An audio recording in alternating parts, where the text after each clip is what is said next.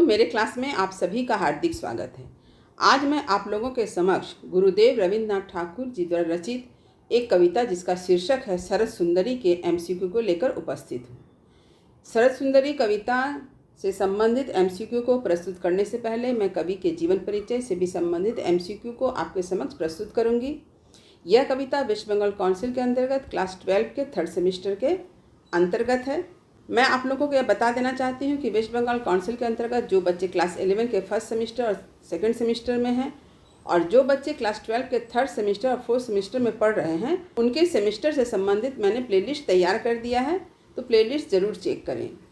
तो चलिए आरंभ करती हूँ गुरुदेव रविन्द्रनाथ ठाकुर जी के जीवन परिचय से संबंधित एमसीक्यू, जो उनके पाठ्य पुस्तक में दिए गए जीवन परिचय से ही संबंधित है। तो आप सभी जानते हैं कि एमसीक्यू के अंतर्गत 4 विकल्प दिए जाते हैं और उन्हीं 4 विकल्पों में से ही सही उत्तर चुनकर आपको लिखना पड़ता है। तो पहला प्रश्न है, बंगला साहित्य में प्राण फूंकने वाले विश्वविख्यात कवि कौन हैं? 4 विकल्प, ए मैथिली शरण गुप्त, बी रविन्द्रनाथ ठाकुर, सी तुलसीदास, डी कबीरदास। सही उत्तर है बी रविन्द्रनाथ ठाकुर। 2 नंबर प्रश्न है, रविन्द्रनाथ ठाकुर को साहित्यकार के अलावा और क्या कहा गया है? 4 विकल्प, ए दार्शनिक, B doctor, C engineer, D वैज्ञानिक। सही उत्तर है ए दार्शनिक। 3 नंबर प्रश्न है, रविन्द्रनाथ ठाकुर का जन्म कहाँ हुआ था? 4 विकल्प, ए दिल्ली के जोरा सांको में, बी कलकत्ता के जोरा सांको में, सी मुंबई के जोरा सांको में, डी बनारस के जोरा सांको में। सही उत्तर है बी कलकत्ता के जोरा सांको में। 4 नंबर प्रश्न है, रविन्द्रनाथ ठाकुर का जन्म कब हुआ था?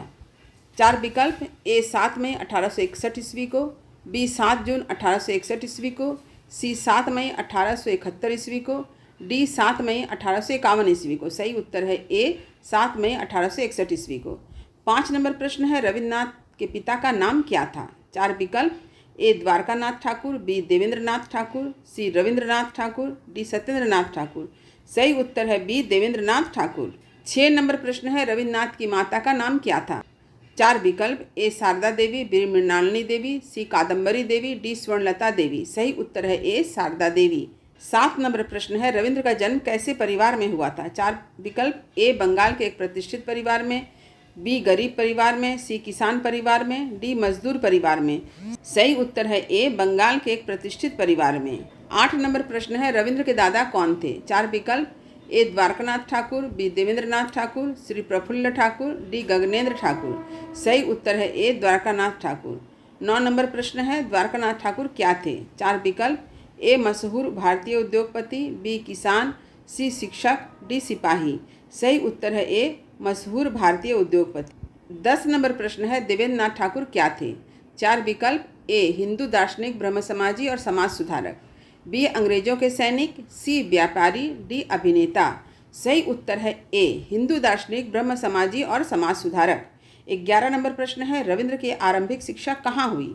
4 विकल्प, ए कोलकाता के एक प्राइमरी स्कूल में, बी लंदन में, सी शांति निकेतन में, डी दिल्ली में। सही उत्तर है ए कोलकाता के एक प्राइमरी स्कूल में। 12 नंबर प्रश्न है, विद्यालय की शिक्षा पद्धति रास न आने पर क्या हुआ? 4 विकल्प, ए पिता ने घर पर ही शिक्षा का प्रबंध किया, बी उन्होंने पढ़ाई छोड़ दी, सी उन्हें विदेश भेज दिया, डी उन्हें नौकरी पर लगा दिया। सही उत्तर है ए पिता ने घर पर ही शिक्षा का प्रबंध किया। 13 नंबर प्रश्न है, बालक रविंद्र ने कितने वर्ष की आयु में कविता रची? 4 विकल्प, ए 7 वर्ष, बी 8 वर्ष, सी 9 वर्ष, डी 10 वर्ष। सही उत्तर है सी 9 वर्ष। 14 नंबर प्रश्न है, 9 वर्ष की आयु में कविता रचने पर लोगों की क्या प्रतिक्रिया थी? 4 विकल्प, ए सभी आश्चर्यचकित रह गए, बी सभी हंसे, सी किसी ने ध्यान नहीं दिया, डी सभी नाराज हुए। सही उत्तर है ए सभी आश्चर्यचकित रह गए। 15 नंबर प्रश्न है, 20वीं शताब्दी के शुरुआती 4 दशकों तक वे कैसे चमके? 4 विकल्प, ए भारतीय साहित्य आकाश में ध्रुव तारे की तरह, बी जुगनू की तरह, सी दिए की तरह, डी बिजली की तरह। सही उत्तर है ए भारतीय साहित्य आकाश में ध्रुव तारे की तरह। 17 नंबर प्रश्न है, राष्ट्रगान जन मन गण किसकी रचना है?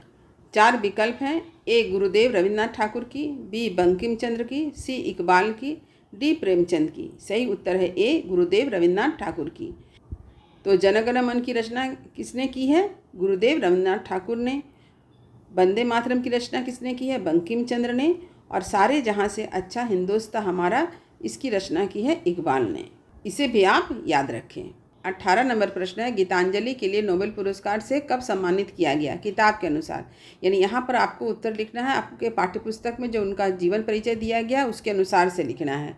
तो यहाँ पर 4 विकल्प हैं, ए 1910 ईस्वी, बी 1913 ईस्वी, सी 1915 ईस्वी, डी 1920 ईस्वी। सही उत्तर है 1910 ईस्वी। तो आपके पाठ्य पुस्तक में जो दिया गया है कि 1910 ईस्वी में रविन्द्रनाथ ठाकुर जी को नोबेल पुरस्कार प्राप्त हुआ है। यदि आप इतिहास के पुस्तक में देखेंगे तो आप ये पाएंगे कि 1913 ईस्वी को रविन्द्रनाथ ठाकुर जी को नोबेल पुरस्कार से सम्मानित किया गया है। 19 नंबर प्रश्न है, रविंद्र का रचना संसार कैसा है। 4 विकल्प, ए काफ़ी समृद्ध है, बी बहुत कम है, सी खाली है, डी अधूरा है। सही उत्तर है ए काफ़ी समृद्ध है। 20 नंबर प्रश्न, उनके कितने काव्य संग्रह हैं। 4 विकल्प, ए लगभग 50 काव्य संग्रह, बी 10 काव्य संग्रह, सी 5 काव्य संग्रह, डी 100 काव्य संग्रह। सही उत्तर है ए लगभग 50 काव्य संग्रह। 21 नंबर प्रश्न है, उन काव्य संग्रहों में कितनी कविताएं संकलित है। 4 विकल्प, ए 3000 कविताएं, बी 300 कविताएं, सी 30,000 कविताएं, डी 500 कविताएं। सही उत्तर है ए 3000 कविताएं। 22 नंबर प्रश्न है, उनकी कहानियों की कितनी पुस्तकें हैं। 4 विकल्प, ए लगभग 42 कहानियों की पुस्तकें, बी लगभग 20 कहानियों की पुस्तकें, सी लगभग 100 कहानियों की पुस्तकें, डी लगभग 5 कहानियों की पुस्तकें। सही उत्तर है ए लगभग 42 कहानियों की पुस्तकें। 23 नंबर प्रश्न है, इनकी प्रमुख कृतियाँ कौन सी हैं। 4 विकल्प हैं, ए गीतांजलि पूर्वी प्रवाहिनी, शिशु भोलानाथ पुनश्च चोखेर बाली, बी गोदान गबन निर्मला, सी कामायनी आंसू लहर, डी साकेत यशोधरा। सही उत्तर है ए गीतांजलि पूर्वी प्रवाहिनी, शिशु भोलानाथ पुनश्च चोखेर बाली। तो आप इसे भी जान लें कि गोदान गबन निर्मला मुंशी प्रेमचंद की रचना है, कामायनी आंसू लहर जयशंकर प्रसाद जी की रचना है, साकेत यशोधरा मैथिली शरणगुप्त जी की रचना है। 24 नंबर प्रश्न है, कनिका क्षणिका गीतमाल्य कथा व कहानी किसकी कृतियाँ हैं। 4 विकल्प, ए रविन्द्रनाथ ठाकुर की, बी महादेवी वर्मा की, सी जयशंकर प्रसाद की, डी सूरदास की। सही उत्तर है ए रविन्द्रनाथ ठाकुर की। 25 नंबर प्रश्न है, इनकी मृत्यु कब और कहाँ हुई। 4 विकल्प हैं, ए सन 7 अगस्त 1941 को कलकत्ते में, बी सन 7 अगस्त 1940 को मुंबई में, सी सन 7 मई 1941 को दिल्ली में, डी सन 7 अगस्त 1942 को शांति निकेतन में। सही उत्तर है ए सन 7 अगस्त 1941 को कलकत्ते में। तो ये कुल 25 MCQ हैं जो रविन्द्रनाथ जी के व्यक्तित्व और कृतित्व से संबंधित हैं। अब चलिए सरस सुंदरी कविता से संबंधित MCQ को देख लेते हैं। पहला, कवि ने किसका गुच्छा विनिर्मित किया है। 4 विकल्प, ए कास का, बी धान का, सी आम का, डी गेहूं का। सही उत्तर है ए कास का। 2 नंबर प्रश्न है, कवि ने किसका हार बनाया है। 4 विकल्प, ए गुलाब का, बी शेफाली का, सी चमेली का, डी कमल का। सही उत्तर है बी शेफाली का। 3 नंबर प्रश्न है, पूजा का थाल किससे सजाया गया है। 4 विकल्प, ए नए धान की मंजरियों से, बी पुराने चावल से, सी फूलों से, डी दियों से। सही उत्तर है ए नए धान की मंजरियों से। 4 नंबर प्रश्न है, शेफाली का फूल कब खिलता है। 4 विकल्प, ए शरद ऋतु में, बी ग्रीष्म ऋतु में, सी वर्षा ऋतु में, डी हेमंत में। सही उत्तर है ए शरद ऋतु में।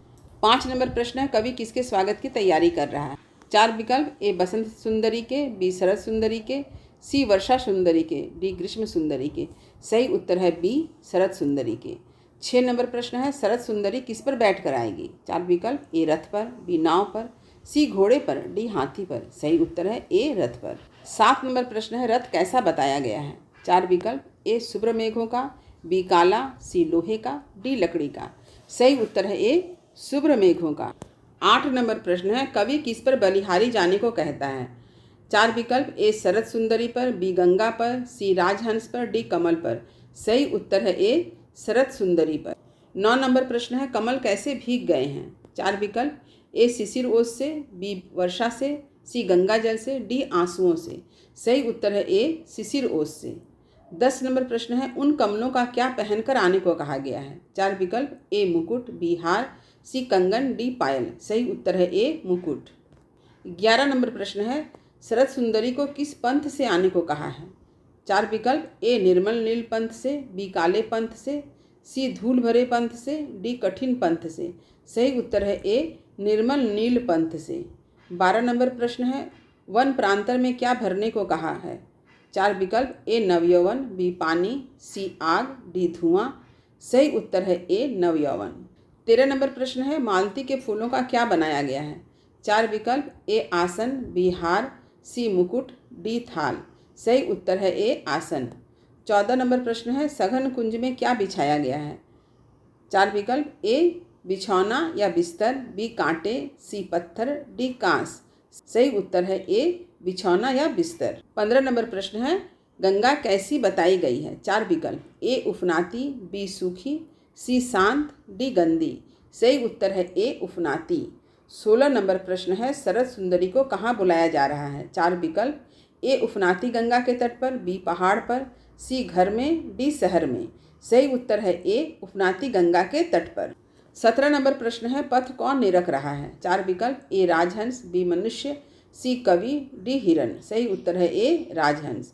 18 नंबर प्रश्न है, राजहंस ने पथ पर क्या बिछाया है? 4 विकल्प, ए अपने पंख, बी फूल, सी कास, डी मोती। सही उत्तर है ए अपने पंख। 19 नंबर प्रश्न है, किस पर मादक मधुर स्वर बज रहा है? 4 विकल्प, ए निज वीणा पर, बी बांसुरी पर, सी ढोल पर, डी हारमोनियम पर। सही उत्तर है ए निज वीणा पर। 20 नंबर प्रश्न है, पता नहीं किसने निज वीणा पर स्वर बजाए, इसका भाव क्या है? 4 विकल्प, ए प्रकृति में अपने आप मधुर संगीत बज रहा है, बी कोई आदमी बजा रहा है, सी रेडियो बज रहा है, डी कोई नहीं बजा रहा है। सही उत्तर है ए प्रकृति में अपने आप मधुर संगीत बज रहा है। 21 नंबर प्रश्न है, निज अलकों की कृपा कोड से में अलकों का अर्थ है? 4 विकल्प, ए बालों की लटें, बी आँखें, सी हाथ, डी होंठ। सही उत्तर है ए बालों की लटें। 22 नंबर प्रश्न है, कृपा कोर का अर्थ है? 4 विकल्प, ए कृपा का कोना या कृपा दृष्टि, बी क्रोध की दृष्टि, सी हंसी, डी नफरत। सही उत्तर है ए कृपा का कोना या कृपा दृष्टि। 23 नंबर प्रश्न है, कवि अपने मन को क्या करने के लिए कहता है? 4 विकल्प, ए पारस कर दे या स्पर्श कर दे, बी मार दे, सी जला दे, डी भुला दे। सही उत्तर है ए पारस कर दे या स्पर्श कर दे। 24 नंबर प्रश्न है, कवि का हृदय कैसा है? 4 विकल्प, ए तिमिराच्छन्न या अंधकार से ढका, बी प्रकाश से भरा, सी खुशियों से भरा, डी पत्थर का। सही उत्तर है ए तिमिराच्छन्न या अंधकार से ढका। 25 नंबर प्रश्न है, कवि हृदय में क्या भरने की प्रार्थना करता है? 4 विकल्प, ए नवज्योति उष्मा, बी धन, सी जल, डी क्रोध। सही उत्तर है ए नवज्योति उष्मा। 26 नंबर प्रश्न है, गुच्छ कांस का किस ऋतु का प्रतीक है? 4 विकल्प, ए शरद ऋतु का, बी ग्रीष्म का, सी वर्षा का, डी बसंत का। सही उत्तर है ए शरद ऋतु का। 27 नंबर प्रश्न है, नए धान की मंजरियां किसका संकेत है? 4 विकल्प, ए नई फसल और समृद्धि का, बी गरीबी का, सी सूखे का, डी बाढ़ का। सही उत्तर है ए नई फसल और समृद्धि का। 28 नंबर प्रश्न है, शुभ्र मेघों के रथ से क्या पता चलता है? 4 विकल्प, ए शरद का आकाश साफ और बादल सफ़ेद होते हैं, बी आकाश काला है, सी बादल गरज रहे हैं, डी आंधी आ रही है। सही उत्तर है ए शरद का आकाश साफ और बादल सफ़ेद होते हैं। 30 नंबर प्रश्न है, निर्मल नीलपंथ किसे कहा गया है? 4 विकल्प, ए साफ नीले आकाश को, बी नीली सड़क को, सी नीली नदी को, डी नीले कपड़े को। सही उत्तर है ए साफ नीले आकाश को। 30 नंबर प्रश्न है, सघन कुंज का अर्थ है? 4 विकल्प, ए घना बगीचा या लताओं का समूह, बी खाली मैदान, सी रेगिस्तान, डी पहाड़। सही उत्तर है ए घना बगीचा या लताओं का समूह। 31 नंबर प्रश्न है, राजहंस किसका प्रतीक है? 4 विकल्प, ए शरद ऋतु के आगमन का, बी गर्मी का, सी सर्दी का, डी दुख का। सही उत्तर है ए शरद ऋतु के आगमन का। 32 नंबर प्रश्न है, तिमिर का अर्थ है क्या है? यहाँ पर 4 विकल्प हैं, ए अंधकार, बी प्रकाश, सी खुशी, डी पानी। सही उत्तर है ए अंधकार। 35 नंबर प्रश्न है, उष्मा का अर्थ है? 4 विकल्प, ए गर्मी या जोश या उत्साह, बी ठंडक, सी पानी, डी हवा। सही उत्तर है ए गर्मी या जोश या उत्साह। 34 नंबर प्रश्न, इस कविता में कौन सा अलंकार प्रमुख है? 4 विकल्प हैं, ए मानवीकरण यानी शरद ऋतु को सुंदरी के रूप में, बी यमक, सी श्लेष, डी अतिशयोक्ति। सही उत्तर है ए मानवीकरण। शरद ऋतु का यहाँ पर सुंदरी के रूप में वर्णन प्रस्तुत किया गया है। 35 नंबर प्रश्न है, इस कविता का मुख्य रस क्या है? 4 विकल्प, ए श्रृंगार रस, बी वीर रस, सी करुण रस, डी हास्य रस। सही उत्तर है ए श्रृंगार रस। 36 नंबर प्रश्न है, तू आ मैं तुझ पर बलिहारी में कौन सा भाव है? 4 विकल्प, ए स्वागत और समर्पण, बी घृणा, सी क्रोध, डी ईर्ष्या। सही उत्तर है स्वागत और समर्पण। 37 नंबर प्रश्न देखिए, पारस शब्द का यहाँ अर्थ है? 4 विकल्प, ए पवित्र स्पर्श जो लोहे को सोना बना दे, बी एक पत्थर, सी एक फूल, डी एक नदी। सही उत्तर है ए पवित्र स्पर्श जो लोहे को सोना बना दे। 38 नंबर प्रश्न है, शरद ऋतु कब आती है? 4 विकल्प है, वर्षा के बाद आश्विन कार्तिक में, बी चैत्र बैसाख में, सी सावन भादो में, डी माघ फाल्गुन में। सही उत्तर है ए वर्षा के बाद आश्विन कार्तिक में। 39वां प्रश्न है मालती का फूल कैसा होता है? 4 विकल्प, ए सफ़ेद और सुगंधित, बी लाल और बदबूदार, सी काला, डी नीला। सही उत्तर है ए सफ़ेद और सुगंधित। 40वां प्रश्न है उफनाती गंगा शरद में क्यों कही गई है? 4 विकल्प है, ए वर्षा के बाद गंगा जल से भरी होती है, बी गंगा सूख गई है, सी गंगा में पानी नहीं है, डी गंगा जम गई है। सही उत्तर है ए वर्षा के बाद गंगा जल से भरी होती है। 41वां प्रश्न है शरद सुंदरी को सुंदरी क्यों कहा गया है? 4 विकल्प, ए क्योंकि यह सबसे सुंदर और मनोहर ऋतु है, बी क्योंकि यह डरावनी है, सी क्योंकि यह गर्म है, डी क्योंकि यह काली है। सही उत्तर है ए क्योंकि यह सबसे सुंदर और मनोहर ऋतु है। 42वां प्रश्न है नव यौवन भर का क्या अर्थ है? 4 विकल्प, ए नई जवानी या नई स्फूर्ति भर दे, बी पानी भर दे, सी बुढ़ापा भर दे, डी दुख भर दे। सही उत्तर है ए नई जवानी या नई स्फूर्ति भर दे। 43वां प्रश्न है कविता का मुख्य विषय क्या है? 4 विकल्प, ए शरद ऋतु का स्वागत और प्रकृति प्रेम, बी युद्ध का वर्णन, सी शहर का वर्णन, डी गरीबी का वर्णन। सही उत्तर है ए शरद ऋतु का स्वागत और प्रकृति प्रेम। 44वां प्रश्न है पथ पर अपने पंख बिछाई यह किसके स्वागत के लिए है? 4 विकल्प, ए शरद सुंदरी के, बी मेहमान के, सी राजा के, डी कवि के। सही उत्तर है ए शरद सुंदरी के। 45वां प्रश्न है कवि शरद सुंदरी से क्या चाहता है? 4 विकल्प, ए उसके जीवन में नई चेतना और उत्साह भर दे, बी उसे पैसा दे दे, सी उसे मार दे, डी उसे भुला दे। सही उत्तर है ए उसके जीवन में नई चेतना और उत्साह भर दे। 46वां प्रश्न है मादक मधुर में कौन सा गुण है? 4 विकल्प, ए मस्त करने वाली मिठास, बी कड़वाहट, सी खटास, डी तीखापन। सही उत्तर है ए मस्त करने वाली मिठास। 47वां प्रश्न है पूजा का थाल क्यों सजाया गया है? 4 विकल्प, ए शरद सुंदरी के स्वागत या पूजा के लिए, बी दिवाली के लिए, सी होली के लिए, डी शादी के लिए। सही उत्तर है ए शरद ऋतु के स्वागत और पूजा के लिए। 48वां प्रश्न है इस कविता के रचयिता कौन है? 4 विकल्प, ए रविन्द्रनाथ ठाकुर, बी मैथिली शरण गुप्त, सी सुमित्रा नंदन पंत, डी महादेवी वर्मा। सही उत्तर है ए रविन्द्रनाथ ठाकुर। 49वां प्रश्न है शिशिर ओस का अर्थ है? 4 विकल्प, ए ठंड में पड़ने वाली ओस, बी गर्मी की ओस, सी बरसात का पानी, डी कोहरा। सही उत्तर है ए ठंड में पड़ने वाली ओस। 50वां प्रश्न है इस कविता से हमें क्या शिक्षा मिलती है? 4 विकल्प, ए प्रकृति से प्रेम करो और उसके सौंदर्य का सम्मान करो, बी प्रकृति को नष्ट करो, सी पेड़ों को काटो, डी नदियों को गंदा करो। सही उत्तर है ए प्रकृति से प्रेम करो और उसके सौंदर्य का सम्मान करो। उम्मीद करती हूँ कि सारे प्रश्न और उत्तर आपको समझ में आ गए होंगे। यदि कहीं कुछ समझने में दिक्कत हुई हो तो कमेंट अवश्य करें, वीडियो को लाइक करें और सभी पढ़ने वाले विद्यार्थियों में शेयर करना ना भूलें। जो बच्चे मेरे चैनल पर नए हैं वे चैनल को सब्सक्राइब जरूर कर लें ताकि हर नए वीडियो का नोटिफिकेशन आपको समय समय पर मिल सके। तब तक पढ़ते रहिए, जीवन में आगे बढ़ते रहिए। मेरी शुभकामनाएं आप सभी बच्चों के साथ है। धन्यवाद।